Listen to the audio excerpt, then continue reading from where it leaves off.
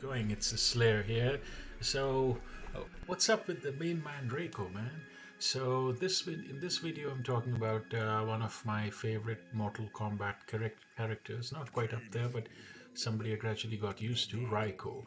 So, what I'm going to do is, now I really feel that MK1 has finally started getting him right, and it's one of the few things I like about an otherwise ordinary Mortal Kombat 1, which is, though technically beautiful, didn't appeal to me as much as the retro game. So what I'm doing here is I'm going to start off with a fight, as you saw, against a Homelander in the hard difficulty. Like, I'm getting back to this game after a few months. I'm using an office keyboard, which is not bad, instead of my regular gaming keyboard, which is broken, or a controller, and still playing hard difficulty. I used to play online earlier, but I'd probably need time to get back into that. But yeah, so I'm going to show you this fight from Mortal Kombat 1.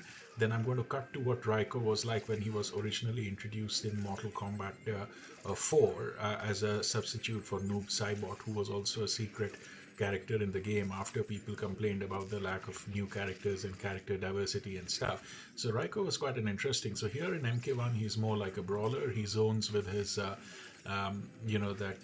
shuriken throw, or whatever it's called in game. I don't particularly care. And yeah, he's got a few, like he's got that charge which he can convert to a knee, like he did over there by pressing W. And one of his main, and that's his kicks are amazing launchers. That after I show you the MK4 version, I'll show you one more fight. Then I'll take you into a training mode with the Reiko to showcase all of his moves. So both against a stationary and a live opponent like this one. So that's his down back three grapple. That's a pretty good one, and it connects with his kicks there. That's a beautiful combo, those two kicks and that.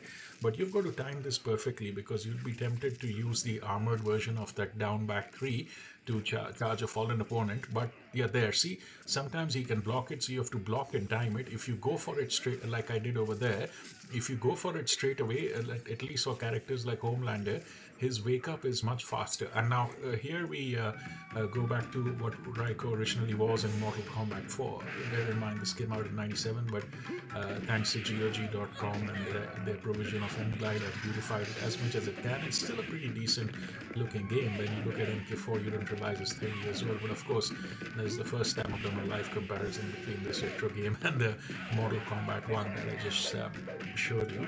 And yeah, he had some fluid connected moves. So I mostly did his basic attacks in Mortal Kombat 4, although he moved fast. His shuriken throw was good in Mortal Kombat 4 as well. And oh yeah, there he had this deadly flip kick, which he doesn't have in Mortal Kombat 1. But his flip kick, unless you were this one here, unless you were using a console or a controller, it was very hard to incorporate it into combos on the keyboard like the AI does. And I've finished this game at the, I know some people hate it when I keep on saying that, but I have finished this game at the highest difficulty MK4. But even I couldn't on the keyboard, like I could do Reiko combos, but I could mainly do in an actual fight at once the AI gets intense and it's an actual person.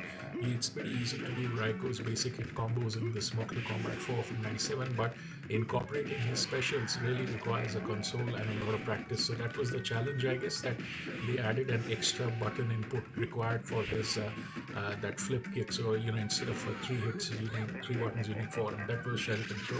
So he was a pretty interesting character in MK4. Now here we are back to MK1. Now, yeah, so that's the charge which you can convert to a knee, and then he zones. After he creates distance with that, he zones with a shuriken throw, and then you've got to time his charge right. There are some combos to distance, but I was playing this after a long time. I discovered them in the training mode after I won this fight, so I didn't use all his combos. But yeah, here and yeah, there's his launching kicks, and you use them to lead into his that down back three charge. That's pretty good, but I'll show you another thing. Let's see. So there, wait one sec. Movado, the cameo has just immobilized us. Now, 1 second. Now, yeah, you've got to block Homelander very carefully, because his laser is much faster than when you do it, when you play against the harder AI. And okay, here I took the easy way out. But let me tell you that I won a few fights, but I lost a few against Homelander, particularly once I started recording. I was winning, I started recording, I lost, and I had to cut that out and then just show you my wins. But yeah, that's one thing, that Homelander can get uppercut once he stays in the air. But yeah, so here what I'm just going to do is I'm just going to try to distance him. I didn't know all the combos at that stage yet, but that was pretty interesting. and he's normally pretty easy to get into the air, but for once he's actually attacking. But there, yeah, I didn't even do the full aerial combo. And yeah, that's what I was showing you. That down back 3 charge failed because Homelander was waiting for it, or if Homelander or the opponent, and it worked now, but if your opponent has just fallen, it's slower than their wake up attack, so you've got to hit confirm it and wait until they launch an attack or use a combo to lead them to it. So it's pretty tempting to try and use that. That's one of his mains as a like a armor pierce to block recovery attacks, but you've got to be careful. And there's Homelander with his laser. What am I going to do? I'm going to use my cameo, and then, yep. And yeah, here I armor pierced it because he wasn't crouching, and I did that. So that timing, that intercept is the key. And then, oh yeah, he's got a nice overhead for a crouching opponent, which we'll touch base on in the training mode as we get to it. And this should be interesting. And yep, it's actually much. And see there, I missed that charge again, because if he's crouching or waiting for it, if he's just recovered for a fall, and okay, so I finished the fight, but I cut it out because I did the fatality. So, and these are the settings. So I'm like, they have such fancy settings in Mortal. Incorporate a damn setting to shut the blood off so that it makes it easier to do reviews without putting up all sorts of warnings. But anyway, but yeah, they've got some beautiful settings. And now, after I think some some of the fans feedback, they have incorporated crossplay and other things in online play as well, so that's pretty good. And even a quality of the pings and whatnot can now be checked. So I don't play much online, but yeah, that's a pretty good option. So they've kind of stepped up their game to get in touch. But I'll make a separate video. I still think that while this is much better than Tekken, like Tekken 8 and 7 have some features that could further add to this game. So yeah, now we are going to the practice mode where I can show you how they've really set up Reiko as a brawler. So now in MK4 he was a bit fun but a bit unrealistic with his flip kicks, and he had a teleport that he used a lot, which I didn't show you in my intro video here, but I've shown in separate MK4 videos and whatnot. So he doesn't have that teleport here. So what they've done is they've tried to make him fit into this fantasy world but still be a bit more realistic, but they've given him better grappling and more like kind of like launching and other combos and stuff, and some of his challenges are quite interesting. So here we are. This is his basic movements, and yep, that's his that shuriken throw, and that's his charge, that back forward three. And if you press up at the same time, it can basically convert into a knee. Or if you keep three pressed, he runs towards the opponent to pressure them. Yeah, that kind of reminded me of MK4, but yeah. So I'm just, and yeah, that's the knee. That's also a good distancing tool. And yeah, and those are his power kicks. That's 4-3-4. I love that combo. And that can also easily get into his down back three intercept, so grapple. So that's a pretty good one. That's a good tactic. So particularly in competitive plays, you want to hit convert that grapple, and it's only if the opponent is not crouching that you can use an armored version of that grapple as a wake up attack or something, or to block their wake up attack. But you've got to be careful. If the opponent is crouching and you straight away get into that down back three that I did here, they can block and punish you. So I guess that you're probably familiar with frame data if you play online or this game. When you look up the move sets in this game in the advanced set, they give you the frame data, and this has quite a good training mode which covers what frame means, what pressure means, what defense means, what neutral is, and how to use frame data, and what moves, what does it mean if if a move has an advantage on block or a disadvantage on block. So that way you can get a picture of which of your moves have the least recovery time on block, or which of your moves have the least recovery time if the opponent gets to block them, and based on that you can plan your attack. So his basic 1-2 punch has the quickest recovery, and other than that he's just got a back punch that I'll show you. Those are pretty quick, but other than that, his basic launching combos, like these kicks, definitely need to hit confirm. They don't have that good a recovery. But yeah, right now I'm just trying to test the quality of the input of the game by repeating the combo, because if it's a good game and it's got good quality input like MK11 or Tekken 7, no matter how many times you repeat the combo, it'll work and the input won't fail and the game won't slow down. like in some of the old games, not necessarily MK, if you kept on repeating the sequence, it froze for a while, like the game won't do it for a while. But that doesn't happen from MK11 onwards, and it shouldn't happen in MK1. So I did a bit of that testing. But yeah, and that was his 1-2, and he's also got a parry, but I wasn't able to test that out. I was trying to test that, and then yeah, here I'm just trying to do one of his combos, and which I did in the practice in the combo challenge mode. It's you come down, you do a 1-2, and then there is a launch, which is basically a 2-1-4. I'll do that shortly. And okay, and here this was one of his other wrestling moves that I just showed you before this. I didn't use that in match because it requires 4 buttons, and on a keyboard, it's kind of tough to get that done in a fast-paced match. But yeah, that's another move you have. And here his charge converts to a run, which is pretty good. So to keep the enemy guessing, and then you can basically convert it to a normal charge instead of the knee. And yep, and he's got those launchers converted into a knee. That's pretty interesting. I'm trying to see if I can extend that combo. Not with the keyboard, but yeah, it's all good. Pretty good distancing and zoning stuff. So this guy's good to zone the opponents, and when they get close, if you time it right, he can basically, grapple them, use a couple of those launch kicks, and then get into that down back three grab. So that's a pretty good strategy to use for him. And I'm sure there are other ways as well. And yeah, and this game's looking beautiful, by the way. That if you see that building at the back with the water dripping over the edges, in this one, you can actually see the water dripping in the distance, which is amazing because that's the difference between uh, this MK12-1 or MK11 and other games that almost look as beautiful in ultra graphics that this does here, but the difference is the level of detail even in the background. So it's getting a bit repetitive here, but I was just trying to test something and see, look at the integrity of the graphics as I run it in ultra though. And yeah, that was his back punch. That has like a positive recovery. So if you do that, you'd recover faster than the enemy. So you've got to look at moves like that. And these are some of, and yeah, that's the one. And then yeah, he's got that nice down slamming punch for crouching opponents as well. I kind of like that. So these are some of his kicks which you can chain into like a larger combo and stuff. But yeah, that the harder difficulty you play without a controller, it'll be pretty difficult to do a really long one. So let's see how the uh, so these are some of his moves, and as you can see with the advanced views, you can see the hit advantage, block advantage, flawless block advantage, and you want these numbers to be positive. And there's more information in the training mode of this game on how to use these numbers. So you see that IJL and IJ, they are the quickest recovery, and the others pretty much are useful as long as they're hit confirmed.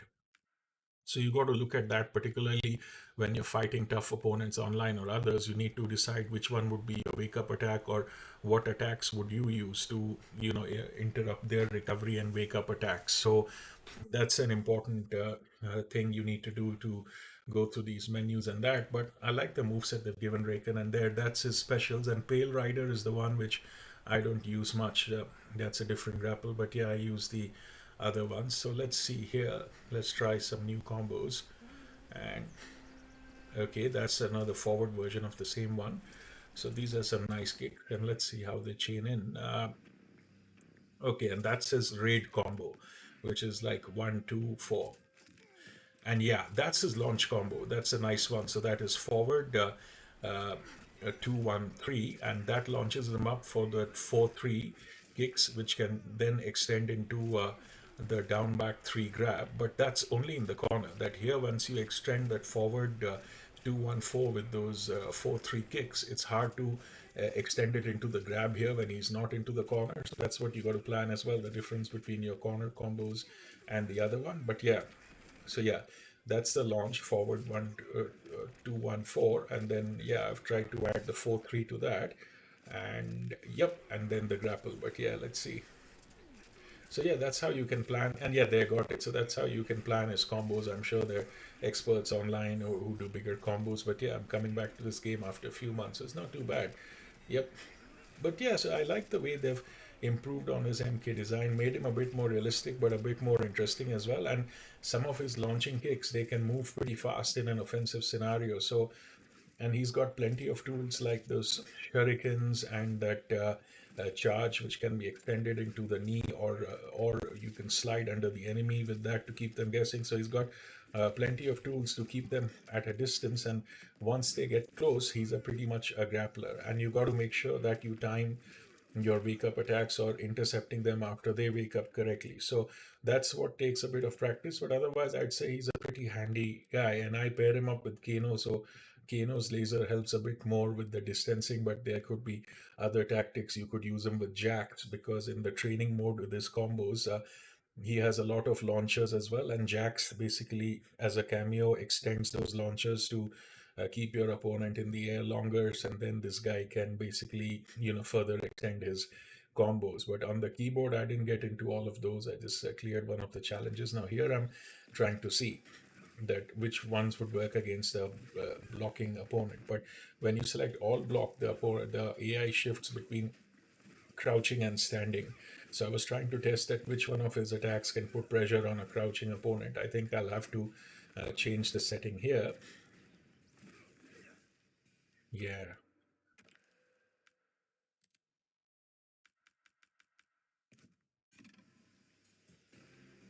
okay, that I knew. Yeah, so that's that combo, the forward 3-4. So that's the one that I've got to use. And yeah, here, I like that forward one. That's kind of amazing. That's like a good slam to a crouching opponent. Yeah, so that's pretty good. So on the whole, I think they did well with this guy's design because I hate what they've done to Kung Lao and MK1. They made him slow. They keep on messing him up. Kung Lao and MK9 wasn't bad, and but then in MK10 they messed up. Or for the PC version, the input for his that 2-2-1 punch combo that extends into a kick, which is his main one of his main tools for controlling space, was pretty hard to pull off on the PC, and that made him quite a lackluster character. I mean, like when I played Kung Lao in the consoles in various places where people would get together to play, I could beat both people with and without professional gaming experience using Jax and a number of characters in MKX. But the MKX Kung Lao, I would even lose to people who hadn't played the game. So they kind of messed him up. But then I loved what they did to Kung Lao in MK11. They pretty much got his enhanced specials right, which were deadly and fast. And they fixed that IJ 1-2-1-2 combo. So it was brilliant for controlling space. But now here again, they have kind of messed it up, converted it into a launcher. But in a competitive scenario, when I tested it, it looked good in practice mode. But when I tested it in a competitive scenario, it wasn't as fast and as good as controlling space as it was in the MK11, and it was easier for the opponent to break out of it. So I kind of didn't like what they did to Kung Lao. They've given him some other moves and stuff, but they've kind of changed his style, which isn't suitable for PC players. And here we are with Reiko. I really like his launching kicks. Some of them, they've got that extended aura on them. He can probably connect when the opponent is a bit further as well, and then move on to his grapple move. And oh yeah, that's that stupid Mavado cameo. But yeah, so but I really like what they've done with the Reiko, and I think he's got great potential. And with more time, you could probably dominate with him online as well. And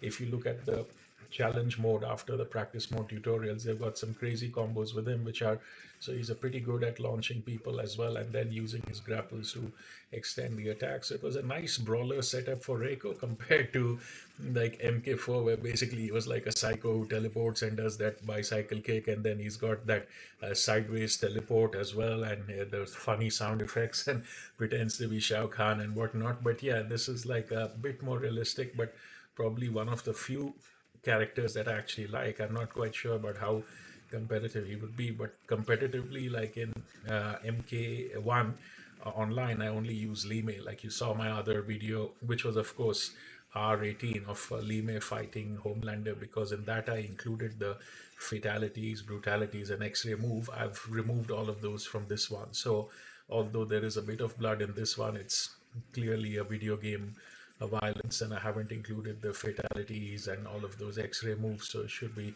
all right, and it doesn't stay on for too long. So yeah, so that's Raiko for me. It's like an interesting evolution. Now, I haven't covered what he was like in MK Armageddon. Honestly, I haven't played MK Armageddon, but based on the videos I've seen of it, he has a yin yang style, which is like like an adapted version of the same style that Melina had in Mortal Kombat Deception, which is not a bad style for him. And in some of our people's playthroughs, he saw his AI was pretty competitive to fight against, and he had that flip kick and the shuriken. So the MK Armageddon 1 was also probably didn't look too bad. It probably felt like a slightly enhanced MK4 one, but then again, it felt like, kind of like a made up, unrealistic kind of character. But yeah, it had motive and was pretty good at that time. But I think where MK1's taken the direction of this guy's a follower as like a brawler and some kind of a soldier, kind of a warrior, you see him like, exactly like what a realistic version of him would have been like. So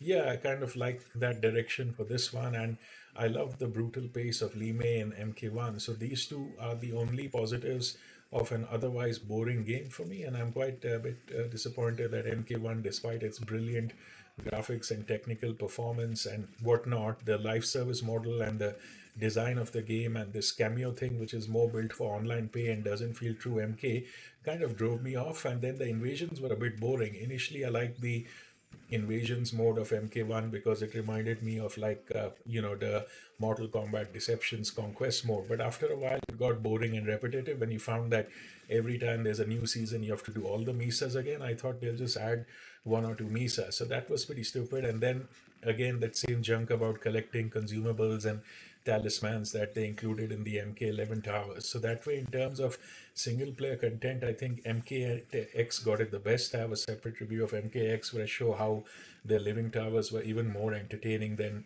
Mortal Kombat 9's challenge tower.